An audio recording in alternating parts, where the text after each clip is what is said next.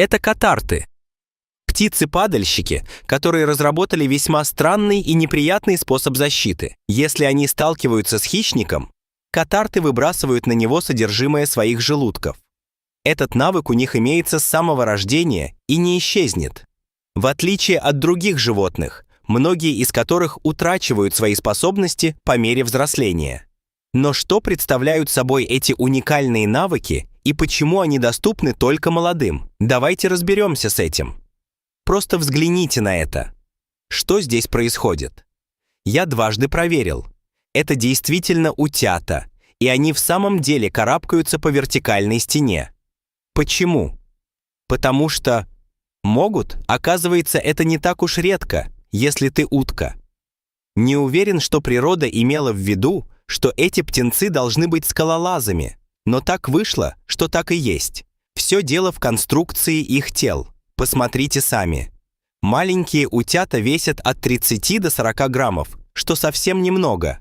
На их лапах имеются крошечные, но очень цепкие когти.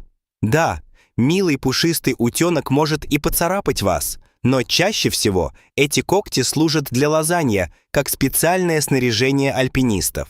Центр тяжести утят находится так, что они могут карабкаться даже по вертикальной стене. Если она не слишком гладкая, вряд ли утенок взберется по колонне из целого мрамора. А вот кирпичная стена подойдет им отлично. Для дополнительной помощи птенцы часто прижимают свои хвосты к стене, подобно дятлам. Результат, вы сами видите, и никакого укуса от спайдера. Хорошо, все это действительно интересно, и я бы даже задумался о том, чтобы взять утят в какую-нибудь команду мстителей, но зачем им вообще лазить по стенам? Разве утята не должны просто плескаться в каком-нибудь пруду и выглядеть мило? Верно. Они также должны следовать за своей мамой. Однако у утки в разы больше шансов прогуляться по сложной местности.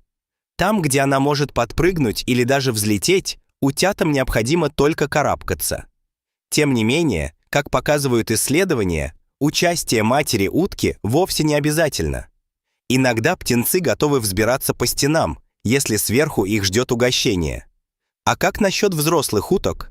Честно говоря, я ни разу не видел, чтобы они карабкались по стенам. Значит, с возрастом они просто забывают, что когда-то умели это. Не совсем. Даже у взрослых уток на лапах остаются когти, которые могут помочь им залезть, к примеру, на дерево.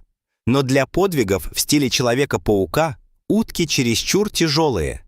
Никакие когти не помогут, когда у тебя такое внушительное тело. Кроме того, зачем им развивать скилл альпинизма, когда они могут просто взлететь на любую высоту? Это быстрее, и ты точно не упадешь в процессе. Вряд ли взрослая утка была бы рада, если бы внезапно свалилась на землю. А вот птенцам куда проще. Вы видели, как они прыгают со скал? Когда ты маленький, бояться не стоит. Внимание, это верно только для утят. Хотя давайте будем честными. Для человека последствия падения, например, с велосипеда в детстве и во взрослом возрасте, очень различаются. Возможно, все дети немного ударопрочные, но на стороне утят еще и их небольшой вес. Как я уже упоминал, они действительно легковесные, плюс мягкие перья, расставленные в разные стороны крылышки и лапки. И вот упасть с высоты кирпичного забора уже не страшно. Некоторые утки вообще делают гнезда в дуплах деревьев. И у малышей нет другого выбора, кроме как прыгать. Они к этому привыкли. Самым выразительным примером способности выживать после падения с высоты могут служить муравьи. Конечно, они немного меньше утят, но сам принцип тот же. Когда тело падает, в определенный момент сопротивление воздуха, толкающее объект вверх, становится равным силе тяжести, тянущей его вниз. Затем тело достигает своей конечной скорости, и для человека она может составлять около 193 км в час. Понимаете, столкновение с землей при таком раскладе не сулит ничего хорошего. Тем не менее, муравей настолько легок, что если вы сбросите его с небоскреба, он достигнет той самой скорости примерно 6 км в час. Да, многие люди ходят быстрее. Кроме того, у муравьев прочный экзоскелет, Так что даже падение с Empire State Building не причинит им никакого вреда. У утят нет такого запаса прочности, но зато есть еще одна уникальная способность – бег по воде. Не на большие расстояния, конечно, и все равно это выглядит впечатляюще. При возникновении угрозы у утят включается режим суперускорения. Улететь они не могут, поэтому бегут. Причем делают это в 9 раз быстрее, чем плавают. У взрослых уток все еще имеется память об этой способности, но они используют ее лишь для взлета. Теперь действительно важный вопрос. Почему именно детенышам достаются эти особенные силы? Вам не кажется, что это немножко несправедливо? Что ж, даже если взрослые утки мечтают покорить Эверест, для птенцов способность к лазанью гораздо полезнее, и это касается каждого детеныша. У любого существа в детстве намного выше риск погибнуть. Потомство защищают либо родители, либо какие-то особенности. Взять, к примеру, людей. Мы начинаем жизнь столь слабыми и беспомощными, что можем погибнуть от любой мелочи. У нас нет механизмов, которые защитили бы от хищников, или меха, который уберег от холода. Все это не нужно, поскольку о людских детенышах заботятся окружающие, обеспечивая всем необходимым. Многие детеныши животных также нуждаются в защите, но природа не оставила их на произвол судьбы. Взять, к примеру, маленьких пингвинов. Видели, как они выглядят? Да, у них такое впечатление, как будто мама решила, что ее малыши замерзнут, и надела на них старую шубу деда. На деле этот коричневый покров не мех. Это плотные пуховые перья, которые помогают сохранять тепло. Когда пингвины подрастают, их оперение меняется на стандартное. Перья оказались плотно подогнаны друг к другу. И со стороны кажется, что это обычная короткая шерсть. Но пока этого не произошло... Да, мы все знаем, к чему приводят попытки переубедить родителей. А что будет, если лишить животное его уникальных особенностей?